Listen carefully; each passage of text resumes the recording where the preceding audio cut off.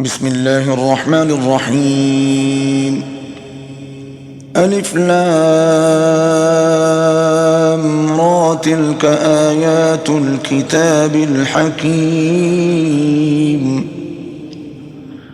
أكان للناس عجبا أن أوحينا إلى رجل منهم أن أنذر الناس وبشر الذين آمنوا أن لهم قدم صدق عند ربهم. قال الكافرون إن هذا لساحر مبين.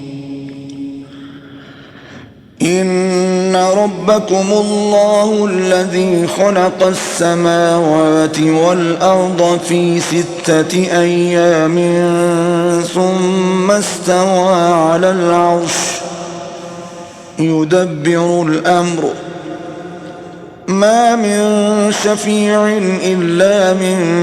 بعد إذنه. ذلكم الله ربكم فاعبدوه أفلا تذكرون. إليه مرجعكم جميعا وعد الله حقا. إنه يبدأ الخلق ثم يعيده ليجزي الذين آمنوا وعملوا الصالحات بالقسط والذين كفروا لهم شراب من حميم وعذاب أليم بما كانوا يكفرون. هو الذي جعل الشمس ضياء والقمر نورا وقدره منازل لتعلموا عدد السنين والحساب. ما خلق الله ذلك إلا بالحق يفصل الآيات لقوم يعلمون. إن في اختلاف الليل والنهار وما خلق الله في السماوات والأرض لآيات لقوم يتقون. إن الذين لا يرجون لقاءنا ورضوا بالحياة الدنيا واطمأنوا بها والذين هم عن آياتنا غافلون أولئك مأواهم النار بما كانوا يكسبون. إن الذين آمنوا وعملوا الصالحات يهديهم ربهم بإيمانهم تجري من تحتهم الأنهار في جنات النعيم. دعواهم فيها سبحانك اللهم وتحيتهم فيها سلام وآخر دعواهم أن الحمد لله رب العالمين. ولو يعجل الله للناس الشر استعجالهم بالخير لقضي إليهم أجلهم فنذر الذين لا يرجون لقاءنا في طغيانهم يعمهون. وإذا مس الإنسان الضر دعانا لجنبه أو قاعدا أو قائما قائما فلما كشفنا عنه ضره مر كأن لم يدعنا إلى ضر مسه كذلك زين للمسرفين ما كانوا يعملون ولقد أهلكنا القرون من قبلكم لما ظلموا وجاءتهم رسلهم بالبينات وما كانوا ليؤمنوا كذلك نجزي القوم المجرمين ثم جعلناكم خلائف في الأرض من بعدهم لننظر كيف تعملون وإذا تتلى عليهم آياتنا بينات قال الذين لا يرجون لقاء نأت بقرآن غير هذا أو بدله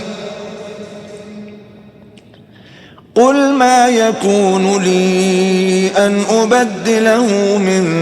تلقاء نفسي إن أتبع إلا ما يوحى إلي إني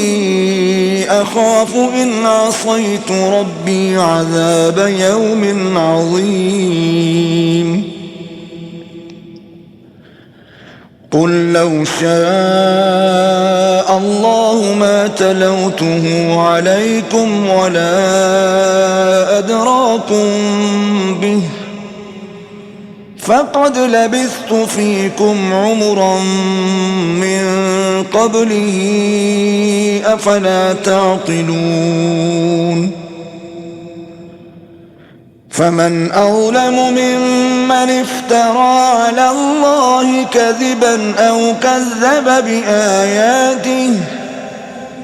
إنه لا يفلح المجرمون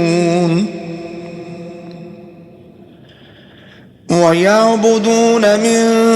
دون الله ما لا يضرهم ولا ينفعهم ويقولون هؤلاء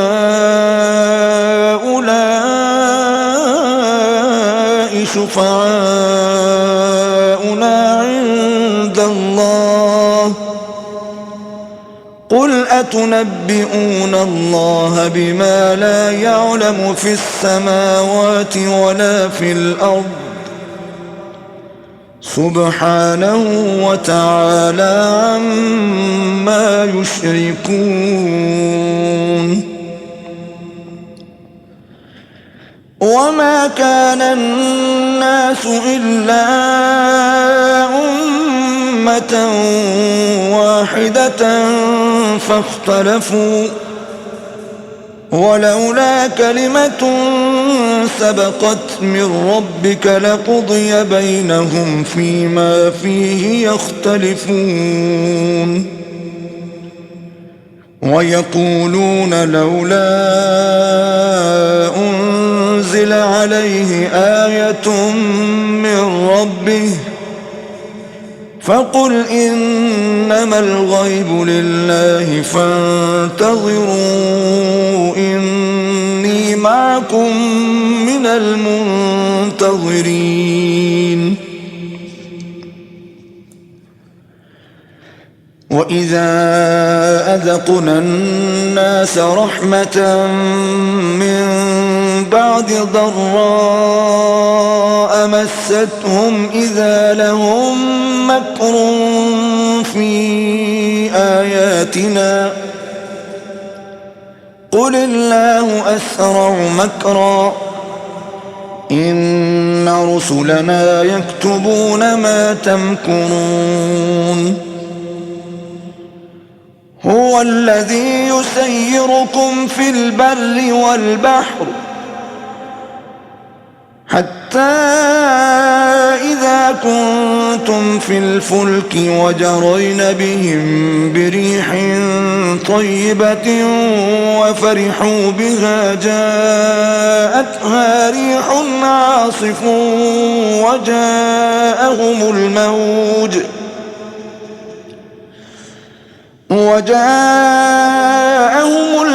من كل مكان وظنوا أنهم أحيط بهم دعوا الله مخلصين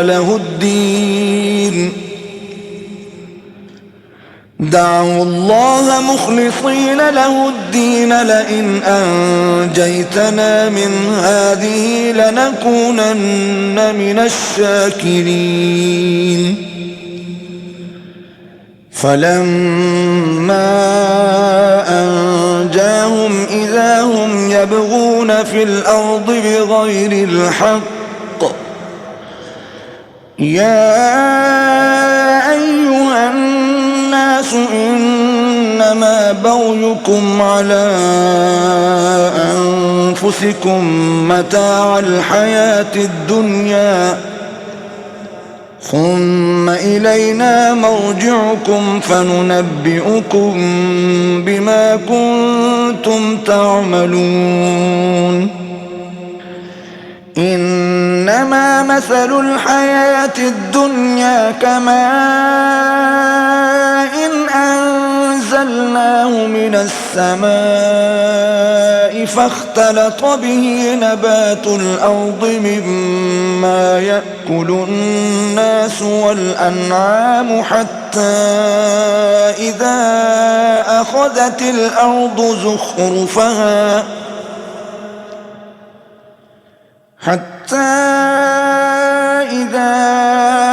أخذت الأرض زخرفها وزينت وظن أهلها أنهم قادرون عليها أتاها أمرنا ليلا أو نهارا فجعلناها حصيدا كأن لم تغن بالأمس كذلك نفصل الآيات لقوم يتفكرون والله يدعو إلى دار السلام ويهدي من يشاء إلى صراط مستقيم للذين أحسنوا الحسنى وزيادة ولا يرهق وجوههم قتر ولا ذلة أولئك أصحاب الجنة هم فيها خالدون والذين كسبوا السيئات جزاء سيئة بمثلها وترهقهم ذلة ما لهم من الله من عاصم كأنما أغشيت وجوههم قطعا من الليل مظلما أولئك أصحاب النار هم فيها خالدون ويوم نحشرهم جميعا ثم نقول للذين أشركوا مكانكم أنتم وشركاؤكم فزيلنا بينهم وقال شركاؤهم ما كنتم إيانا تعبدون فكفى بالله شهيدا بيننا وبينكم إن كنا عن عبادتكم لغافلين هنالك تبلو كل نفس ما أسلفت وردوا إلى الله مولاهم الحق وضل عنهم ما كانوا يفترون قل من يرزقكم من السماء والأرض أم من يملك السمع والأبصار ومن يخرج الحي من الميت ويخرج الميت من الحي ومن يدبر الأمر فسيقولون الله فقل أفلا تتقون فذلكم الله ربكم الحق فماذا بعد الحق إلا الضلال فأنى تصرفون كذلك حقت كلمة ربك على الذين فسقوا أنهم لا يؤمنون قل هل من شركائكم من يبدأ الخلق ثم يعيده قل الله يبدأ الخلق ثم يعيده فأنى تؤفكون قل هل من شركائكم من يهدي إلى الحق قل الله يهدي للحق أفمن يهدي إلى الحق أحق أن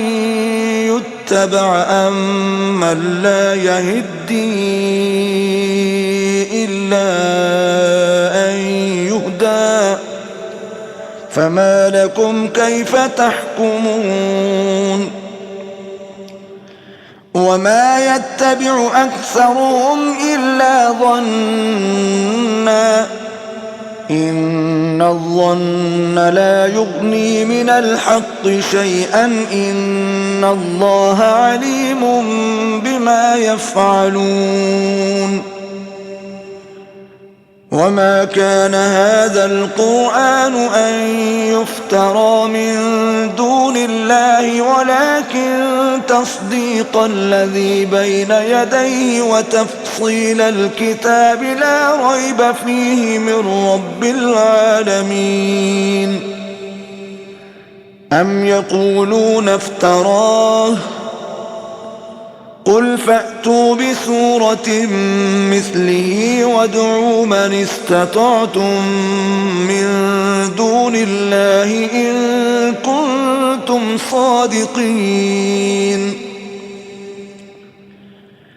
بل كذبوا بما لم يحيطوا بعلمه ولما يأتهم تأويله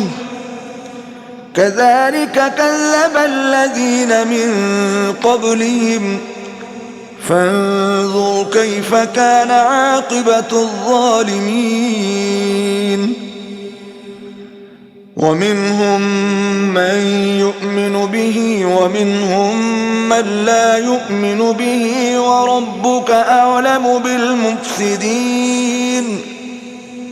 وإن كذبوك فقل لي عملي ولكم عملكم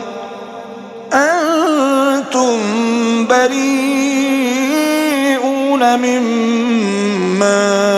أعمل وأنا بريء مما تعملون ومنهم من يستمعون إليك أفأنت تسمع الصم ولو كانوا لا يعقلون ومنهم من ينظر إليك أفأنت تهدي العمي ولو كانوا لا يبصرون إن إن الله لا يظلم الناس شيئا ولكن الناس أنفسهم يظلمون ويوم يحشرهم كأن لم يلبثوا إلا ساعة من النهار يتعارفون بينهم قد خسر الذين كذبوا بلقاء الله وما كانوا مهتدين وإما نرينك بعض الذي نعدهم أو نتوفينك فإلينا مرجعهم ثم الله شهيد على ما يفعلون ولكل أمة رسول فإذا جاء رسولهم قضي بينهم بالقسط وهم لا يظلمون ويقولون متى هذا الوعد إن كنتم صادقين قل لا أملك لنفسي ضرا ولا نفعا إلا ما شاء الله لكل أمة أجل إذا جاء أجلهم فلا يستأخرون ساعة ولا يستقدمون قل أرأيتم إن أتاكم عذابه بياتا أو نهارا ماذا يستعجل منه المجرمون أثم إذا ما وقع آمنتم به الآن وقد كنتم به تستعجلون ثم قيل للذين ظلموا ذوقوا عذاب الخلد هل تجزون إلا بما كنتم تكسبون ويستنبئونك أحق هو قل إي وربي إنه لحق وما أنتم بمعجزين ولو أن لكل نفس ظلمت ما في الأرض لافتدت به وأسروا الندامة لما رأوا العذاب وقضي بينهم بالقسط وهم لا يظلمون ألا إن لله ما في السماوات والأرض ألا إن وعد الله حق ولكن أكثرهم لا يعلمون هو يحيي ويميت وإليه ترجعون يا أيها الناس قد جاءتكم موعظة من ربكم وشفاء لما في الصدور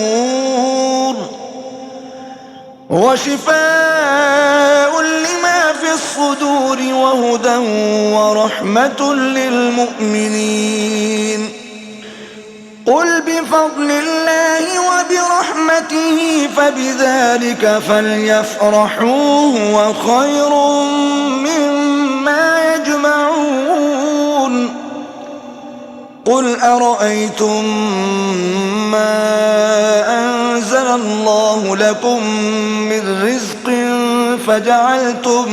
منه حراما وحلالا قل الله أذن لكم قل الله أذن لكم أم على الله تفترون وما ظن الذين يفترون على الله الكذب يوم القيامة إن الله لذو فضل على الناس ولكن أكثرهم لا يشكرون وما تكون في شأن وما تتلو منه من قرآن ولا تعملون من عمل إلا كنا عليكم شهودا إذ تفيضون فيه وما يعزب عن ربك من مثقال ذرة في الأرض ولا في السماء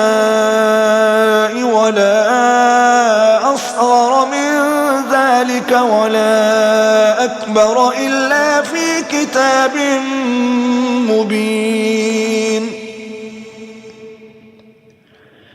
ألا إن أولياء الله لا خوف عليهم ولا هم يحزنون الذين آمنوا وكانوا يتقون لهم البشرى في الحياة الدنيا وفي الآخرة لا تبديل لكلمات الله ذلك هو الفوز العظيم ولا يحزنك قولهم إن العزة لله جميعا هو السميع العليم ألا إن لله من في السماوات ومن في الأرض وما يتبع الذين يدعون من دون الله شركاء إن يتبعون إلا الظن وإن هم إلا يخرصون هو الذي جعل لكم الليل لتسكنوا فيه والنهار مبصرا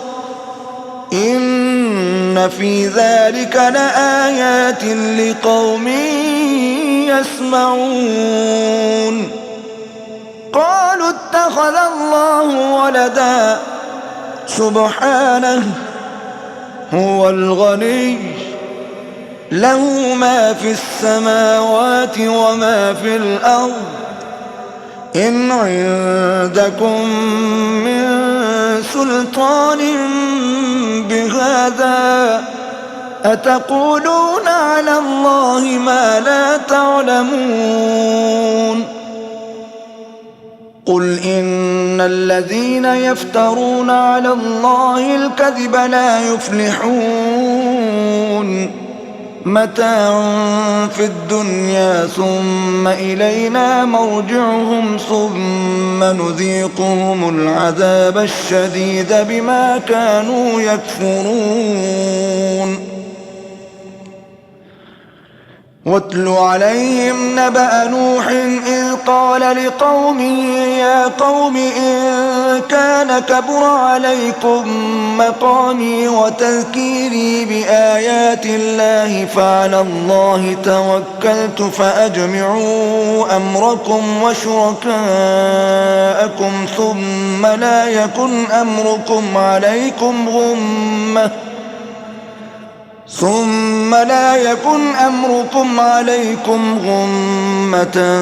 ثم اقضوا إلي ولا تنظرون فإن توليتم فما سألتكم من أجر إن أجري إلا على الله وأمرت أن أكون من المسلمين فكذبوه فنجيناه ومن معه في الفلك وجعلناهم خلائف وأغرقنا الذين كذبوا بآياتنا فانظر كيف كان عاقبة المنذرين ثم بعثنا من بعده رسلا إلى قومهم فجاءوهم بالبينات فما كانوا ليؤمنوا بما كذبوا به من قبل كذلك نطبع على قلوب المعتدين ثم بعثنا من بعدهم موسى وهارون إلى فرعون وملئه بآياتنا فاستكبروا وكانوا قوما مجرمين فلما جاءهم الحق من عندنا قالوا إن هذا لسحر مبين قال موسى أتقولون للحق لما جاءكم أسحر هذا ولا يفلح الساحرون قالوا أجئتنا لتلفتنا عما وجدنا عليه آباءنا وتكون لكما الكبرياء في الأرض وما نحن لكما بمؤمنين وقال فرعون ائتوني بكل ساحر عليم فلما جاء السحرة قال لهم موسى ألقوا ما أنتم ملقون فلما ألقوا قال موسى ما جئتم به السحر إن الله سيبطله إن الله لا يصلح عمل المفسدين ويحق الله الحق بكلماته ولو كره المجرمون فما آمن لموسى إلا ذرية من قومه على خوف من فرعون وملئهم أن يفتنهم وإن فرعون لعال في الأرض وإنه لمن المسرفين وقال موسى يا قوم إن كنتم آمنتم بالله فعليه توكلوا إن كنتم مسلمين فقالوا على الله توكلنا ربنا لا تجعلنا فتنة للقوم الظالمين ونجنا برحمتك من القوم الكافرين وأوحينا إلى موسى وأخيه أن تبوأ لقومكما بمصر بيوتا واجعلوا بيوتكم قبلة وأقيموا الصلاة وبشر المؤمنين وقال موسى ربنا إنك آتيت فرعون وملأه زينة وأموالا في الحياة الدنيا ربنا ليضلوا عن سبيلك ربنا اطمس على أموالهم واشدد على قلوبهم فلا يؤمنوا حتى يروا العذاب الأليم قال قد أجيبت دعوتكما فاستقيما ولا تتبعان سبيل الذين لا يعلمون وجاوزنا ببني إسرائيل البحر فأتبعهم فرعون وجنوده بغيا وعدوا حتى إذا أدركه الغرق قال آمنت أنه لا إله إلا الذي آمنت به بنو إسرائيل وأنا من المسلمين.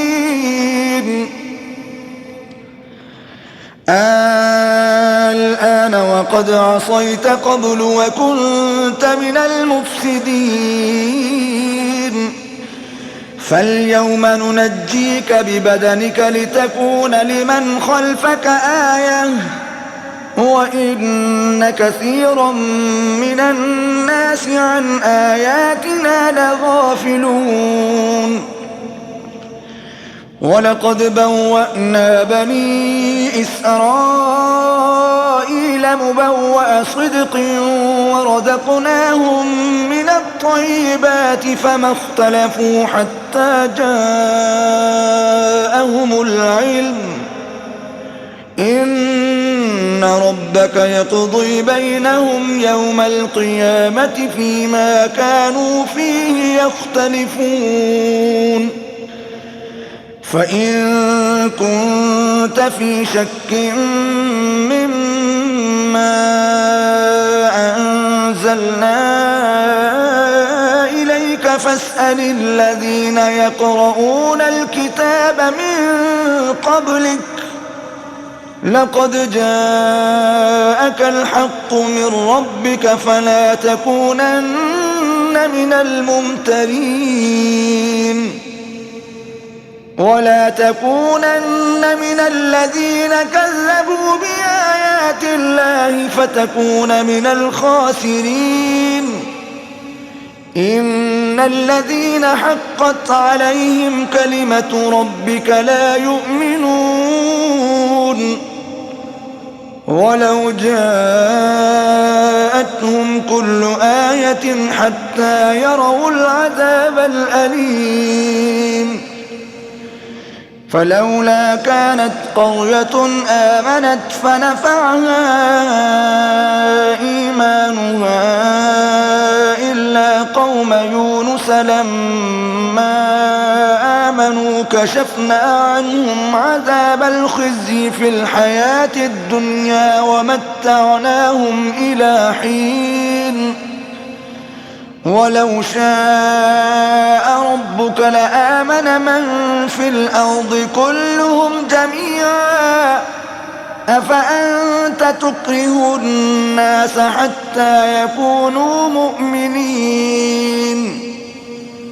وما كان لنفس أن تؤمن إلا بإذن الله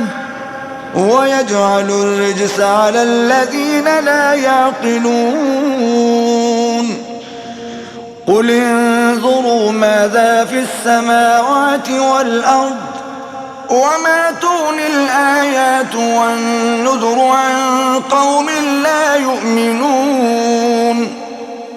فهل ينتظرون إلا مثل أيام الذين خلوا من قبلهم قل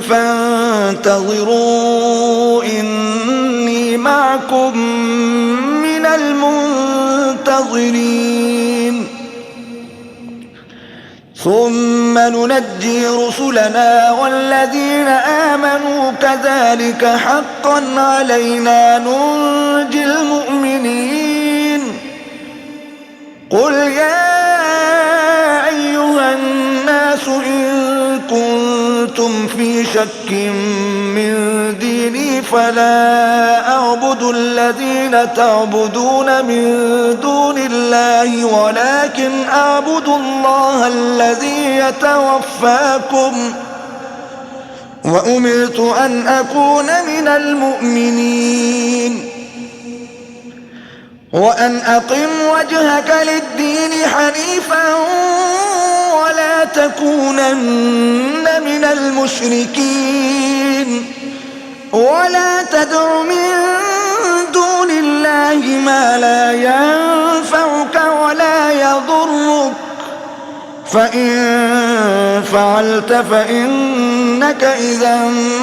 من الظالمين. وإن يمسسك الله بضر فلا كاشف له إلا هو، وإن يردك بخير فلا راد لفضله، يصيب به من يشاء من عباده وهو الغفور الرحيم. قل يا أيها الناس قد جاءكم الحق من ربكم، فمن اهتدى فإنما يهتدي لنفسه، ومن ضل فإنما يضل عليها، وما أنا عليكم بوكيل. واتبع ما يوحى إليك واصبر حتى يحكم الله، وهو خير الحاكمين. صدق الله العظيم.